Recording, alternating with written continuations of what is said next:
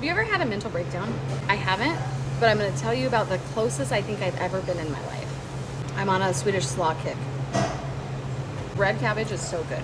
If you know my story, you know my son was a victim of a violent crime 6 weeks before we opened this, and we opened during COVID. So it's been a really fun last 4 years, let's say that. 3 of those years we fought for what I call injustice and spent 3 years in the court system trying to get accountability for who hurt him, trying to get justice. At the very end of a horrible process that took over 3 years, we were told that a settlement was reached that we did not support, and we were absolutely heartbroken. You can still hear the sadness in my voice. What you do is you just hold it together when you're just trying to survive. And so that's what I had been doing for so many years, is trying to hold it together. Had the restaurant to hold together, my family to hold together. So the day of sentencing, I know what I'm walking into. Know that it is what it is. We did not get justice, and emotionally I was a broken person. That night, I still have a food truck event that I have to survive.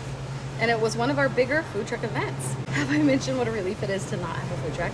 I do believe I was kind of hanging by a thread at this point. Things I did to not fall over the edge. I was counting down how many hours that I would need to get through before I could rest and give myself the rest I needed to really keep my mental state together. There were other things that happened that were outside of my control, that were such little bits of kindness. My manager that was running that food truck event that day, she had not told me it was her birthday.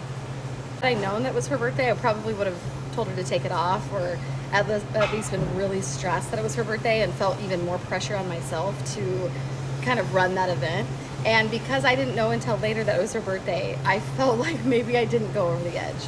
But the other thing that happened is at the very end of that night, a guest came up to me and just thanked me for the food and specifically said how good our applesauce was.